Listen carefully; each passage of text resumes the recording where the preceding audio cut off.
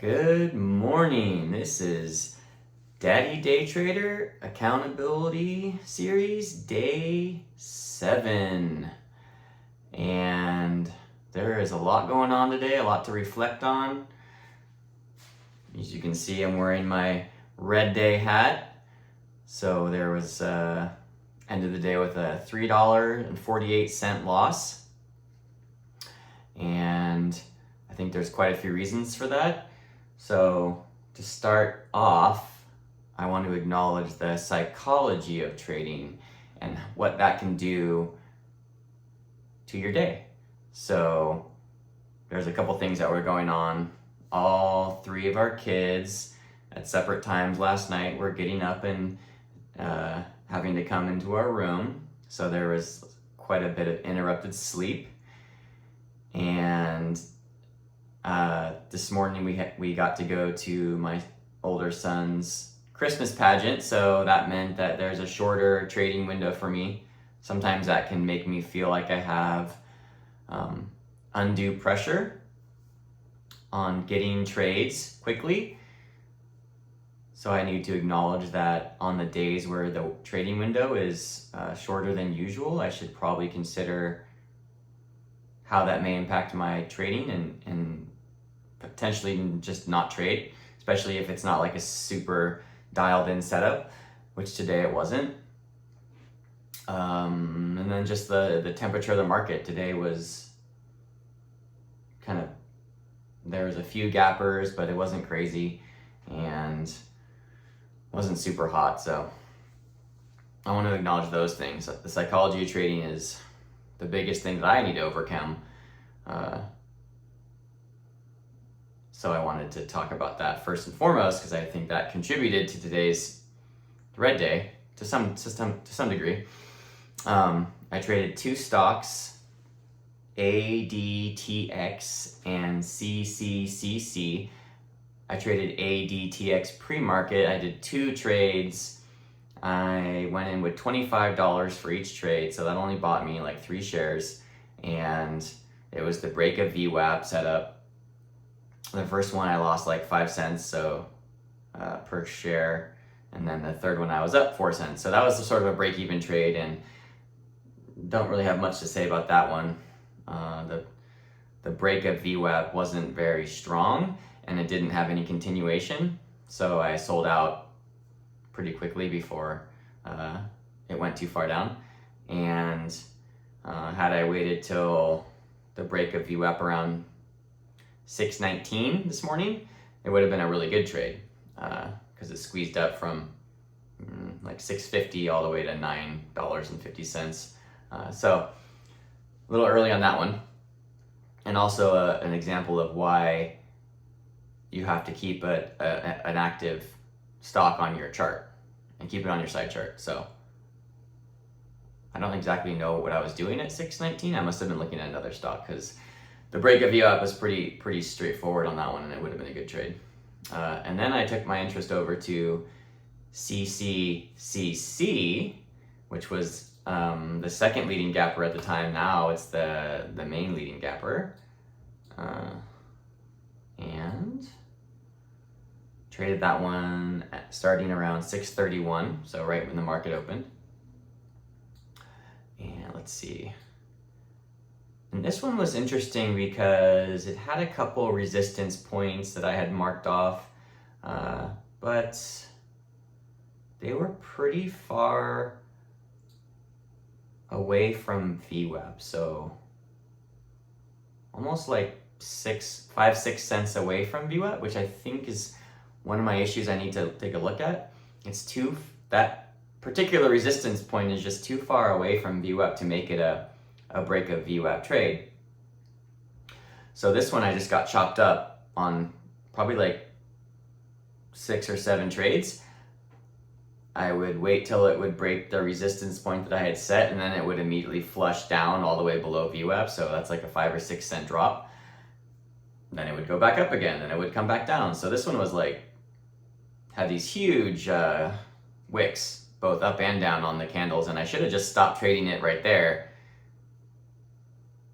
in hindsight because it was not a clean stock to trade this morning at the open. It was choppy. My resistance points that I wanted it to break were too far away from VWAP. So I definitely need to take that into consideration. If I think that there's a resistance point that's too far away from VWAP, just don't trade that stock. Or, buy it for the break of VWAP thinking that it's gonna, hit that resistance point, sell it there. That would have been a better idea today. So moving forward, one of my rules I'm gonna add to my trade book is if the resistance point isn't a penny or two within VWAP, then it's no longer a valid trade for my trade book as far as waiting for it to go above that resistance line. So note to self, that's a good way to get chopped up. The stock was choppy to begin with, and I think with the psychology I mentioned earlier this morning, the not great sleep, the short trading window, and then a choppy stock are like three things that went against me this morning for my psychology. And I over traded this one for sure. Maybe out of the 6-7 trades I did, I had 2 that were small greens, and then one that was a pretty big, like 5-cent loss that really drove me down into like a $2.50 loss right away. So, and then I had a couple more that were smaller, but yeah, there wasn't a reason to be trading this one like I did. So definitely feel like I was being aggressive for some reason, and I think that's because of the things I mentioned earlier. And also not really considering, like, why would I be trading a stock that's 10 cents above VWAP? That's not my trade. It's not in my trade book. Yeah, and I think I got a little too sure of myself on those resistance lines I would set up. So it's like, oh, I know if it's going to get here, it's definitely going to spring up above it, which it can, but that's not my trade book. My trade book is break a VWAP or break of a resistance line that's within a very small window of VWAP. So I think I stepped outside my trade book subconsciously maybe today. I thought I was doing the right thing, but looking back now, I'm like, oh, that was not the right way to trade this one for sure. And just looking at the candles, they were messy candles. So just shouldn't have traded at that point. And I would have been better off having a no trade day than having 6 or 7 trades that went against me every single time within 3 or 4 seconds. So another note to self is if you have like 3 bad trades on one stock pretty close together, it's probably time to take a break off that stock. Let it breathe, let it do something else, and maybe it'll give you a new setup that's actually more within your trade book, which it did later on. This stock went up from, I was trading around $1.90, and it went up all the way to like it's at 270. So the stock had range. I just wasn't trading it at the right time or following my specific trade book. So had I got in at 840, at which point I was not trading, it was a perfect setup. So if I go to 840 on my chart here, let's see, it dipped below VWAP, so basically resetting up. And then at 840, it went from below VWAP, and it had a few strong green candles without wicks to the top side, and then it broke VWAP at $2.03 and went all the way up, like I said, to 270 at some point. So wait. Note to self, wait for a better setup. I didn't do that today, and I basically eliminated my last 3 green days. This is what I talk about. You have these base hits, and then you've got a day where you take some serious losses and goodbye all your base hits. So, maybe I'm down 50 cents over the last 4 trading days, but that's not where I want to be. And I'm glad that I recorded this trading session so I can go back and look at my mistakes. I certainly did a few things that I shouldn't have done, which was I didn't wait for the resistance point to break. I bought in a little before that on a couple instances, and then also not trading my trade book, which is, I set some resistance points that look good, but they're too far away from VWAP, so it may false break those resistance points and it's going to flush to VWAP or below, which it did, and now you've got losses on your hands. I didn't have time today to sit and wait for a new setup, so I just have to eat those losses. Maybe I would have recovered if I had stuck around till about 8:40 when there was a perfect VWAP break. Who knows if I would have been watching this stock or if I would have even taken the trade.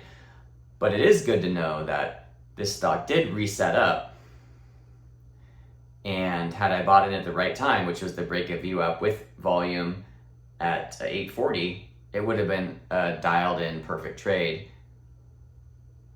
and I would have probably eliminated my entire loss, if not more. So kind of silver lining there. And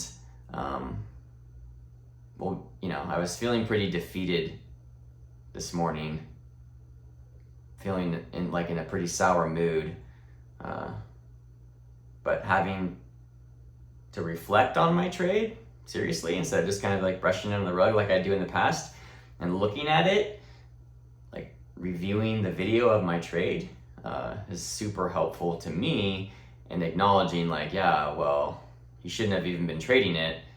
You're bad. Don't get mad. Don't be sour. You broke your rules today, basically.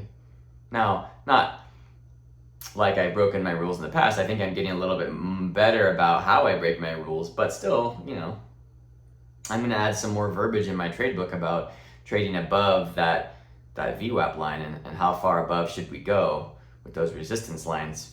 Because again, my trade is break of VWAP or slightly above. So didn't do that today. And, down $3.48. But be back at it tomorrow. Tomorrow will be Wednesday. And I'm going to take these lessons and I'm going to learn from them. And I'm excited to come back tomorrow and challenge myself and see what I can do. And I'm going to try and take things that I'm talking about right now and implement them in my trading, in my trade book. And by doing that, I think I'm going to be a better trader tomorrow than I am today. But again, coming off of 3 green days and having a red day that wipes out your 3 green days is, for me, pretty common. But it's still, every time it happens, it feels very, it feels awful. So, defeating, I guess, and that's not a good way to feel. But talking about it helps. Posting this on here, it helps. Thanks for listening. I appreciate it. I'll be back tomorrow, hopefully with a different hat. We'll see. And thanks for tuning in. Appreciate it. And I'll be back tomorrow. All right, this has been a Daddy Day Trader Accountability Series, Day 7. All right, take care.